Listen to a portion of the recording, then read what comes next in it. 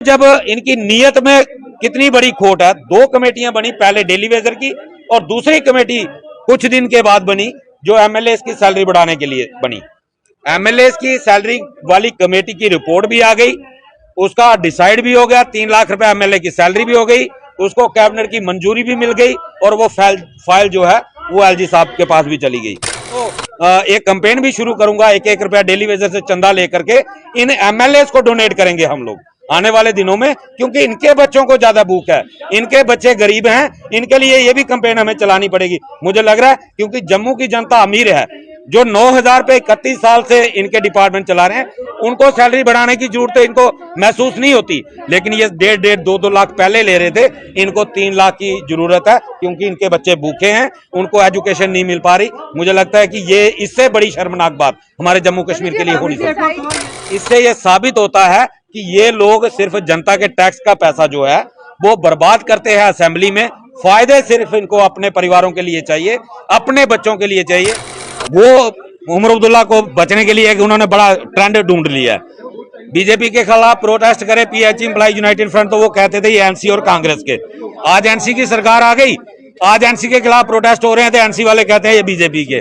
तो भैया ये सबके खिलाफ प्रोटेस्ट होते हैं, ये एक बचने का तरीका है। ये सारी जनता सब कुछ जानती है कि ये ऐसे बयानबाजियों से बच नहीं पाओगे। तो ये है कि सरकार की बातों पे इसलिए विश्वास नहीं होता क्योंकि सरकार ने एक बार अगर धोखा दिया होता तो दूसरी बार विश्वास किया जा सकता है।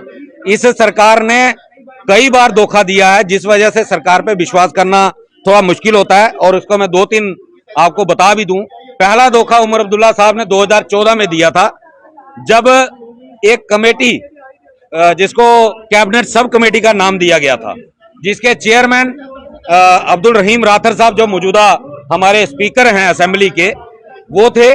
उस कमेटी ने एक रिपोर्ट फाइनलाइज की, 23 सितंबर 2014 को वो रिपोर्ट सबमिट हुई थी और उस रिपोर्ट में 3 फेज बनाए गए थे कि 3 फेज में हम डेली वेजर को रेगुलाइज करने जा रहे हैं। वो नॉन एजेंडा आइटम जो है वो कैबिनेट में भी आई थी। कैबिनेट में आने के बाद, कैबिनेट मीमो लगने के बाद, उसके बाद उमर अब्दुल्ला साहब ने सेक्टेड के एम्प्लॉइज के कहने पर रिटायरमेंट एज परमानेंट एम्प्लॉइज की बढ़ा करके 58 साल से 60 साल कर दी और डेली वेजर के मुद्दे को ठंडे बस्ते में डाल दिया। पहला धोखा उस वक्त दिया। दूसरा धोखा उमर अब्दुल्ला साहब ने अभी पिछली असेंबली के अंदर दिया। आपको याद होगा पिछले असेंबली सेशन में 11 मार्च को उमर साहब ने एक स्टेटमेंट जारी किया था, जब एक कमेटी कॉन्स्टिट्यूट की गई थी, तब उन्होंने कहा था कि अगली असेंबली में, अगले बजट सेशन में हम हाउस को भी बताएंगे और जनता को भी बताएंगे कि हमने 1 साल में डेली वेजर के लिए क्या रोड मैप तैयार किया है और किस तरीके से हम डेली वेजर को रेगुलाइज करने जा रहे हैं। अब दूसरा असेंबली सेशन लगा, लेकिन अभी तक कोई रोड मैप सामने नहीं आया, कोई कमेटी की रिपोर्ट जो है वो पब्लिक डोमेन में नहीं आई कि कमेटी ने क्या काम किया, और अभी तक सरकार ने यह भी डिसाइड नहीं किया कि किन डेली वेजर को सरकार रेगुलाइज करेगी। तीसरा धोखा 27 मार्च 2025 को कैबिनेट मिनिस्टर जावेद राणा साहब ने ऑन मीडिया एक वादा किया था कि पीएचई के डेली वेजर को जो पेंडिंग वेजेस है मैं 2 किस्तों में विद इन डेज रिलीज करने वाला हूं। 200 की 2 किस्तें करके 400 करोड़ इनका पेंडिंग दिया जाएगा। आज तक एक फूटी कौड़ी जो है वो डेली वेजर को पेंडिंग वेजेस की नहीं मिली। वो भी वादा झूठा साबित हुआ। आखिर किस वादे पे हम विश्वास करें। रही बात अब जब इनकी नीयत में कितनी बड़ी खोट है। 2 कमेटियां बनी, पहले डेली वेजर की और दूसरी कमेटी कुछ दिन के बाद बनी जो एमएलए की सैलरी बढ़ाने के लिए बनी।